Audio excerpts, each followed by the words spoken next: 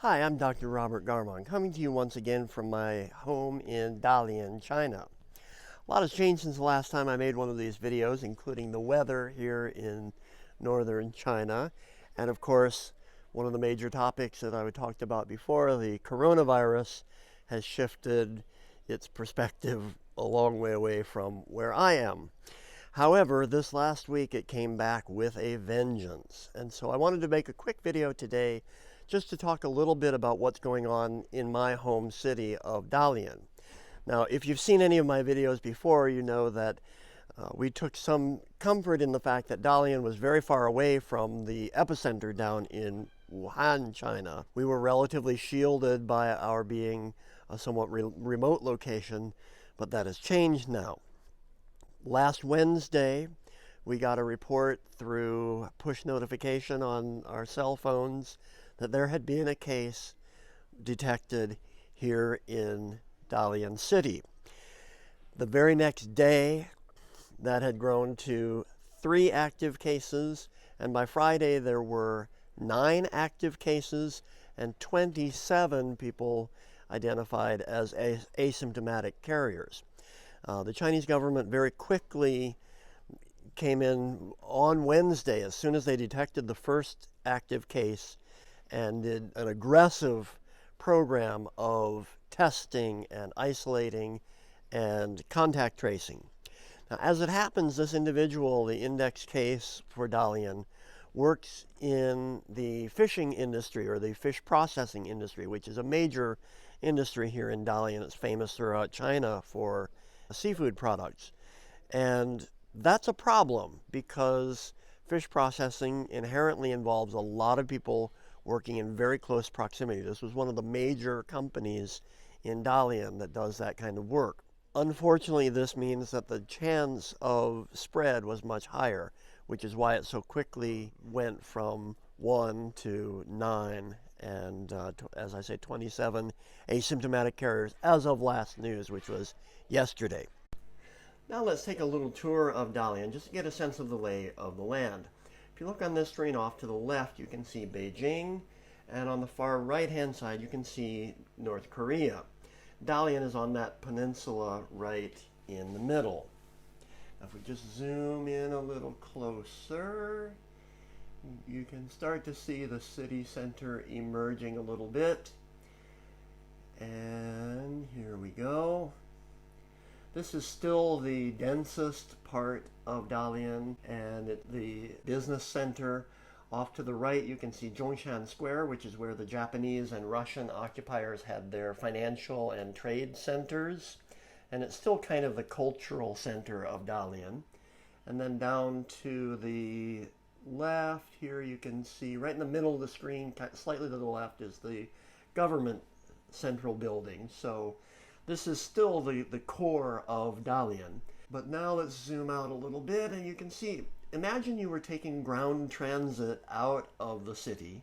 Because we're on a peninsula, you're going to have to go through this very narrow neck of land. This is where the major highways outside of town run, and it's also where the light rail out to the development zone runs. And if we now zoom in just a little bit, you can see right in the middle of that is a district called Dalian Wan, or Dalian Bay District. And this happens to be where the outbreak is centered. So strategically, you could not have a worse location in terms of the opportunity to spread this disease, because there's an awful lot of movement daily between the city center and this area, which is the development zone. And this is where a lot of the manufacturing takes place. It's where a lot of foreign companies have their local headquarters. It's where there's a tax-free import zone.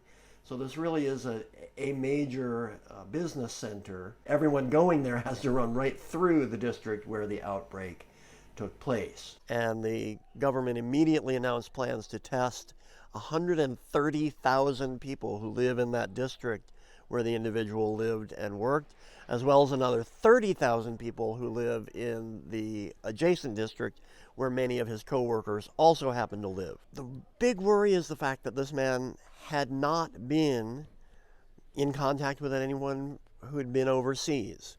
He had not traveled anywhere else in China. And so the worry is, where did he get this thing? The best guess at this point is that it came in on the packaging for some of the fish that he was processing. These come in frozen form in huge shipments, wrapped in plastic, and the virus has been supposedly detected on those plastic packages in the past. And we're not talking about a little package of fish fry that you get at Walmart or whatever. We're talking about major shipments. So presumably the viral load would be much higher than you have to worry about if you're buying your fish fillets for your Friday evening dinner or whatever. We don't know yet how far this has spread. We don't know yet whether it has seeded other places within Dalian. We do know that it has seeded cases in some nearby cities. So it is maybe not quite a super spreader event, but definitely has spread from this one individual. As a result, Dalian has gone into a much higher state of alert than it was in before.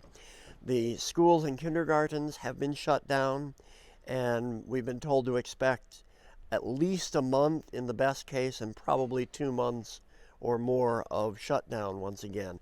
And it's going to cause, once again, major economic disruptions in the education industry, as well as many others. So it's very worrisome. And thankfully, people are taking it very seriously. I've noticed that, for example, people who, even in the height of the lockdown here in Dalian, were not terribly concerned.